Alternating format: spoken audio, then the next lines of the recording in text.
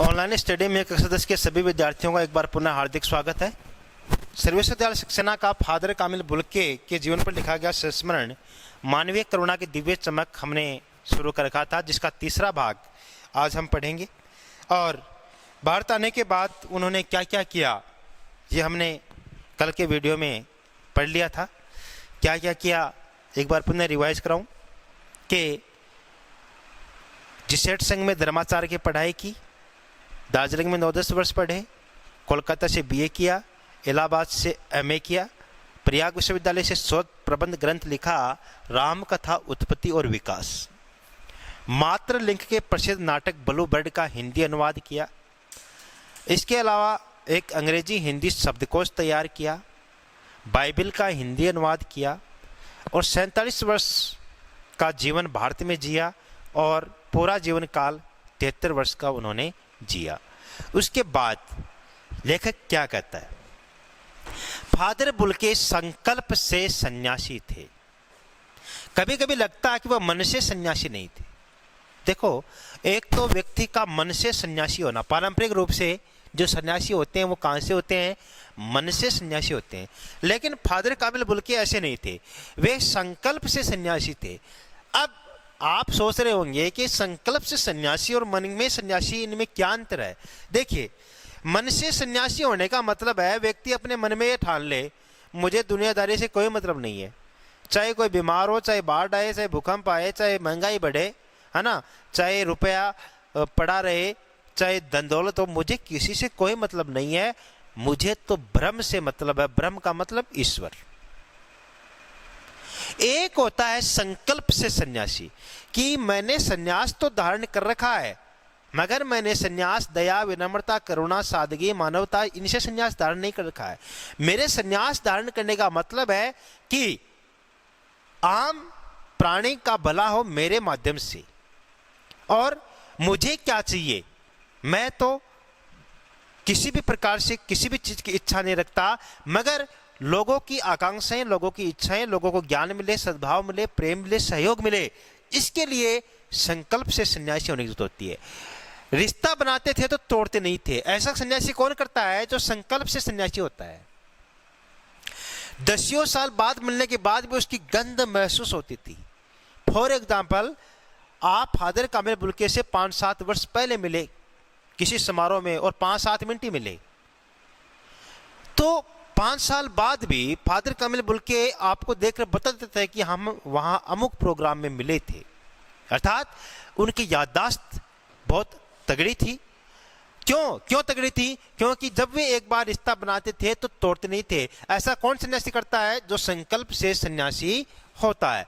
वे जब भी दिल्ली आते जरूर मिलते। लेखक कह रहा है कि मैं दिल्ली में रहता था और जब भी वे दिल्ली आते मुझसे जरूर मिलते, चाहे मुझे खोजना पड़े, चाहे मेरे लिए समय निकालना पड़े, चाहे तापमान 50 डिग्री हो, चाहे तापमान 0 डिग्री हो, चाहे मानसून की बरसात बहुत मूसलाधार हो रही हो, चाहे 2 मिनट के लिए ही मिले, मगर मिलते जरूर। समझ गए? कितनी भी विपरीत परिस्थितियां हो, कितनी भी बाधाएं हो, चाहे संघर्ष हो, चाहे तूफान हो, चाहे बरसात हो, चाहे सर्दी हो, चाहे गर्मी हो, मुझसे चाहे 2 मिनट के लिए मिलना हो, जरूर मिलते। के आधार पर हम कह सकते हैं कि फादर कामिल बुल्के संकल्प से सन्यासी थे। समझ गए? यह कौन सन्यासी करता है? उनकी चिंता हिंदी को राष्ट्रभाषा के रूप में देखने की थी। फादर कामिल बुल्के की चिंता क्या थी? ऑप्शन ए, माता के स्वास्थ्य की, बहन की शादी की, पिता के व्यवसाय की, हिंदी को राष्ट्रभाषा बनाने की। उत्तर यहां से निकल रहा है। अब आप ये सोचेंगे कि ये प्रसंग भी ऊपर आया है कि बहन की शादी की चिंता करते हुए उन्हें देखा है। हाँ, मगर उस चिंता में वो इतने गिरे नहीं थे। बहन काफी सख्त और जिद्दी जरूर थी, मगर सबसे बड़ी चिंता कौन सी है कि इस देश की भाषा हिंदी, राष्ट्रभाषा हिंदी क्यों नहीं है? देश का नाम हिंदुस्तान, देश का नाम आर्यव्रत, देश का नाम जम्बू द्वीप, देश का नाम भारत, फिर भी इस देश की भाषा राष्ट्रभाषा हिंदी नहीं है, इसकी चिंता करते उन्हें कई बार देखा गया। हर मंच से इसकी तकलीफ बयान करते, इसके लिए अकाट्य तर्क देते। अमीर खुसरो भी एक विद्वान हुए हैं जो ईरान के थे और ख्वाजा मोइनुद्दीन चिश्ती के साथ भारत आए थे, और उन्होंने भी भारतीय संस्कृति पर काफ़ी रिसर्च किया। रिसर्च करने के बाद ही उन्होंने बताया था कि भारत ने संगीत का आविष्कार किया, भारत ने सुनने का आविष्कार किया, भारत ने लिपि का आविष्कार किया, भाषाओं का आविष्कार किया। हिंदी वह भाषा है जो प्रेम की प्रतीक है, सादगी की प्रतीक है, जो व्यक्तियों के मन के मैल को निकालती है। हाँ, अमीर खुसरो के बयान है ना, कि भारत के लोग किसी भी देश की भाषा को बोल सकते हैं, लेकिन विदेशी लोग भारत की भाषा नहीं बोल सकते, क्योंकि भारत की भाषा में वो वैज्ञानिकता है ना। इस प्रकार के अकाट्य तर्क अमीर खुसरो भी दिया करते थे। ऐसे तर्क कौन दे रहे हैं? फादर कामिल बुल्के। और एक बात बताऊं, हिंदी की उपेक्षा जितनी हिंद वालों ने की है उतनी उपेक्षा किसी ने नहीं की है। अमेरिका चाहता है कि हम हिंदी बोले, ब्रिटेन चाहता है कि हम हिंदी बोले, और जर्मनी चाहता है कि हम संस्कृत बोले। जर्मनी में बहुत से संस्कृत विश्वविद्यालय हैं, बाहर विदेशों में हिंदी विश्वविद्यालय बहुत से खुल गए हैं। बहुत से विद्यार्थी बाहर के पढ़ना चाहते हैं, हिंदी सीखना चाहते हैं, लेकिन हम है कि अंग्रेजी के पीछे पड़ गए। उम्मीद है नई राष्ट्रीय शिक्षा नीति इसके जस्ट विपरीत होगी अगर धरातल पर आएगी तो, और हम एक बार पुनः देश से जुड़ेंगे। बस इसी एक सवाल पर उन्हें झुंझलाते देखा है। किस एक सवाल पर उन्हें झुंझलाते देखा है? कि हिंदी इस देश की राष्ट्रभाषा क्यों नहीं है। और हिंदी वालों द्वारा ही हिंदी की उपेक्षा पर दुख प्रकट करते उन्हें पाया है। जो बात मैंने पहले बता दी कि हिंद के लोगों ने हिंदी की जितनी उपेक्षा की है उतनी किसी ने नहीं की, तो इसकी चिंता उन्हें करते हुए पाया है। घर परिवार के बारे में, निजी दुख तकलीफ के बारे में पूछना उनका स्वभाव था, और बड़े से बड़े दुख में उनके मुख से सांत्वना के जादू भरे दो शब्द सुनना एक ऐसी रोशनी से भर देता था जो किसी गहरी तपस्या से जन्मती है। लेखक ने कहा है कि हम साहित्यकारों में से कोई भी व्यक्ति अगर हताश हो, दुखी हो, निराश हो, तो फादर कामिल बुल्के के जब तक दो सांत्वना भरे शब्द नहीं सुन लेते तब तक वो हताशा, वो दुखी चेहरा सुख में या खुशी में नहीं बदलता था। क्यों? क्योंकि उनके मुखारविंद से ऐसे शब्द निकलते थे जो गहरी तपस्या से जन्मते हो। किससे? मानो कि किसी साधु ने 50-60 साल की तपस्या की हो, और उस तपस्या के बाद उनके मुखारविंद से ये शब्द निकले हो, ऐसा प्रतीत होता था। लेखक आगे कहता है, हर मौत दिखाती है जीवन को नई राह है। इसको लेखक ने इन्वर्टेड कोमा में लिखा है। हर मौत दिखाती है जीवन को नई राह है।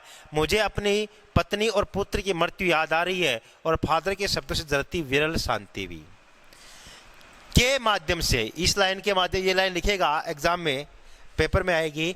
हर मौत दिखाती है जीवन को नई राह के माध्यम से लेखक क्या कहना चाहता है, या लेखक ने ऐसा क्यों कहा है? तो उपयुक्त पंक्ति के माध्यम से लेखक बताना चाहता है कि जब उनकी पत्नी और पुत्र दोनों की मृत्यु हो गई थी तो लेखक के जीवन में सूनापन आ गया था। लेखक को जीवन से कोई मोह नहीं रह गया था। ऐसे में फादर कामिल बुल्के ने लेखक को जीवन जीने का नया मार्ग बताया और इस दुख की घड़ी से उन्हें बाहर निकालने का प्रयास किया।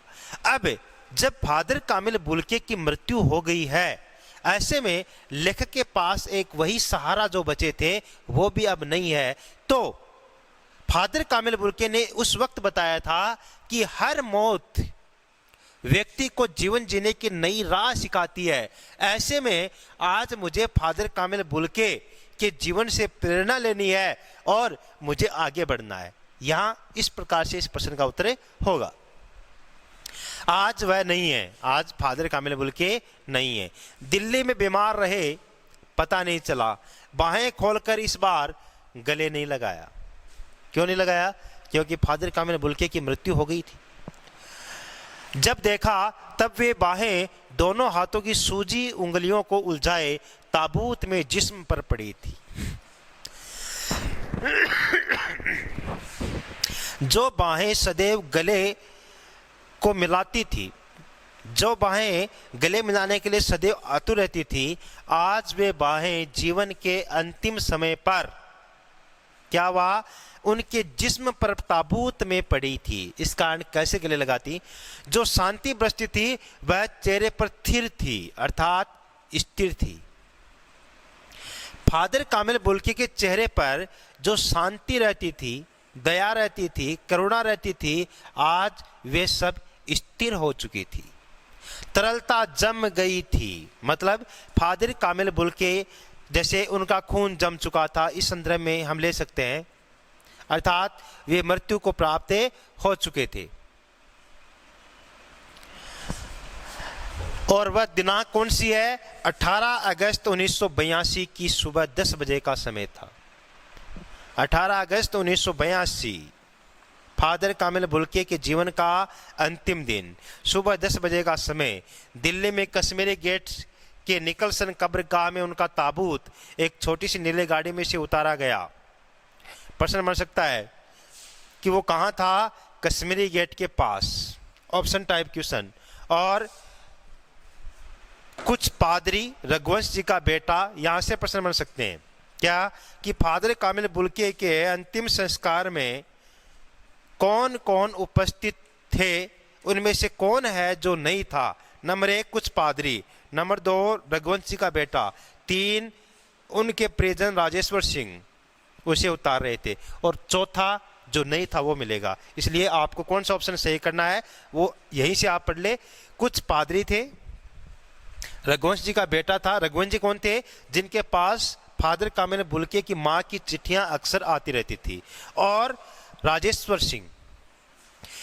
फिर उसे उठाकर एक लंबी संकरी उदास पेड़ों की घनी छां वाली सड़क से कब्रगाह की आखिरी छोर तक ले जाया गया, जहां धरती की गोद में सुलाने के लिए कब्र अवाक मुंह खोले लेटी थी, अर्थात कब्र का मुंह खुला था और जिसमें फादर कामिल बुल्के समाने थे।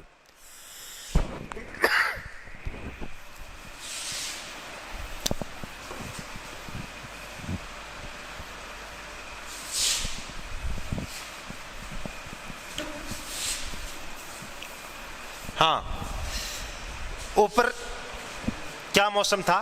करील की घनी छां थी। करील यानी कांटेदार पेड़। करील का अर्थ क्या है? कांटेदार पेड़, पेड़ का नाम है। और चारों ओर कब्रें और तेज धूप के वृत्त। जैनेन्द्र कुमार नंबर 1, जिनका जन्म 1905 में हुआ था। विजेंद्र स्नातक साहित्यकार है, नंबर 2। 3 अजीत कुमार। 4 डॉक्टर निर्मला जैन। 5 मसीह समुदाय के लोग। 6 पादरीगण, उनके बीच में गैरिक वस्त्र पहने। गैरिक यानी गैरवे वस्त्र, जो साधु सन्यासी पहनते हैं, गैरवे वस्त्र। इलाहाबाद के प्रसिद्ध विज्ञान शिक्षक डॉक्टर सत्यप्रकाश थे, 7वें। और डॉक्टर रघुवंश जी 8वें, जो अकेले उस संकरी सड़क की ठंडी उदासी में बहुत पहले से खामोश दुख के किन्हीं क्षणों में थे। प्रश्न बन सकता है कि फादर कामिल बुल्के के अंतिम संस्कार में कौन कौन मौजूद थे, है ना? तो एक बार फिर से आप देख लें। जैनेन्द्र कुमार, विजेंद्र स्नातक, अजित कुमार, निर्मला जैन, मसीह समुदाय के लोग, पादरीगण और विज्ञान शिक्षक डॉक्टर सत्यप्रकाश, डॉक्टर रघुवंश जी आदि सब क्या थे? खामोश थे, दुखी थे। किसी को भी विश्वास नहीं था कि इस प्रकार फादर कामिल बुल्के हमें छोड़कर चले जाएंगे।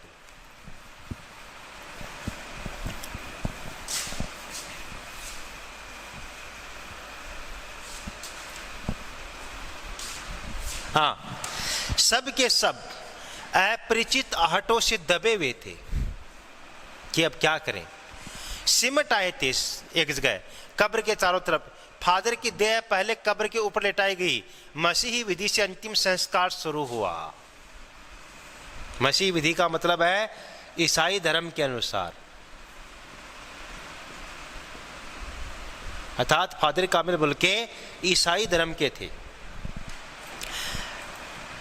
रांची के फादर पास्कल तोयना के द्वारा अंतिम संस्कार कराया गया। प्रश्न बन सकता है कि फादर कामिल बुल्के का अंतिम संस्कार किन के द्वारा कराया गया? रांची के फादर पास्कल तोयना के द्वारा। लिख लो इसको, ऑप्शन 3 और लिख लो। ऊपर बहुत से आदमियों के नाम हैं, उनमें से 3 आदमी और लिख लो, और ये लिख लो कि रांची के फादर पास्कल तोयना इसका सही उत्तर है। उन्होंने हिंदी में मसीह विधि से प्रार्थना की। किसमें की? हिंदी में। क्योंकि फादर कामिल बुल्के सदैव जीवन में संघर्ष करते रहे कि इस देश की राष्ट्रभाषा हिंदी क्यों नहीं है। तो फादर कामिल बुल्के का अंतिम संस्कार है वो मसीही विधि से जरूर हो रहा है, मगर भाषा कौन सी है? हिंदी। फिर सेंट जेवियर्स के रेक्टर फादर पास्कल ने उनके जीवन और कर्म पर श्रद्धांजलि अर्पित करते हुए कहा, यहां से प्रश्न बन रहा है फिर से, फादर बुल्के धरती में जा रहे हैं, इस धरती से ऐसे रत्न और पैदा हों, ऐसी श्रद्धांजलि किसने प्रकट की? ऑप्शन ए रांची के फादर पास्कल तोयना, ब फादर रेक्टर पास्कल, स रघुवंश और द जैनेन्द्र। तो आपका उत्तर क्या हो जाएगा? आपका उत्तर हो जाएगा फादर पास्कल। ठीक है, हाँ, और पास्कल वहीं पर भी पास्कल है, यहां पर भी पास्कल है। डॉक्टर सत्यप्रकाश ने भी अपने श्रद्धांजलि में उनके अनुकरणीय जीवन को नमन किया। फिर देह कब्र में उतार दी गई। मैं नहीं जानता इस सन्यासी ने कभी सोचा था या नहीं कि उसकी मृत्यु पर कोई रोएगा, लेकिन उस क्षण रोने वालों की कमी नहीं थी। लेख कर रहा एक विदेशी व्यक्ति जिसका जन्म 1909 में बेल्जियम के रेम्स चैपल शहर में होता है, यूरोप में पैदा होता है, भारत आता है, 47 वर्ष का जीवन जीता है। शायद ही उस व्यक्ति ने कभी सोचा होगा कि जब उनका अंतिम दिन आएगा और जब वे संसार को छोड़कर चले जाएंगे तो क्या उनकी मृत्यु पर कोई दुख प्रकट करेगा या रोएगा। शायद ही कभी सोचा हो, लेकिन आज हालत यह है कि नम आंखों को गिनना शाही फैलाने के समान है।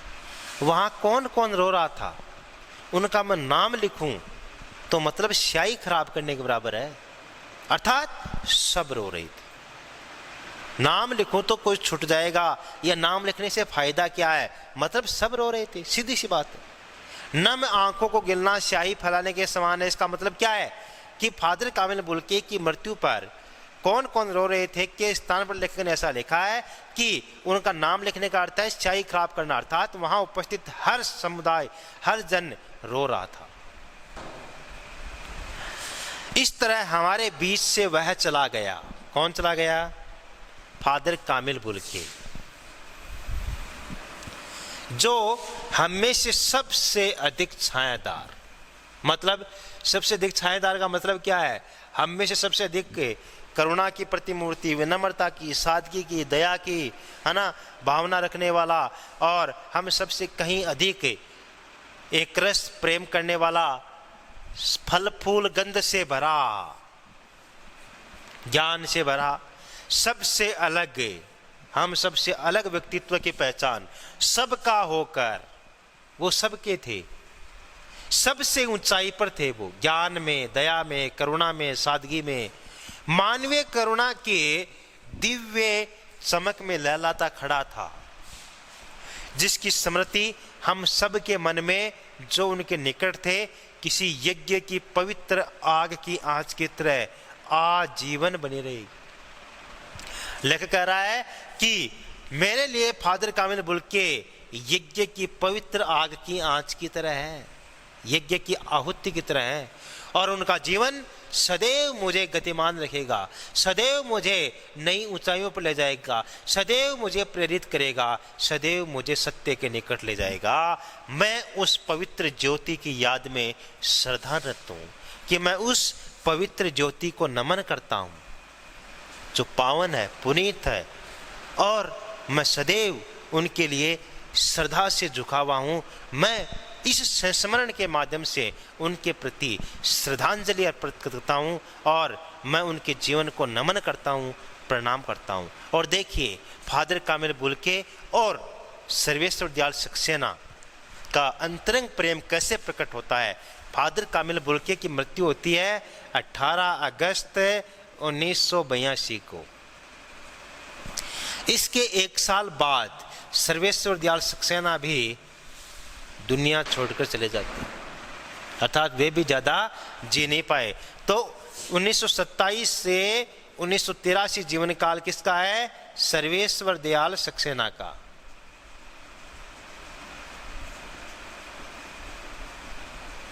और 1909 से 1982 तक जीवन काल किनका है? फादर कामिल बुल्के का।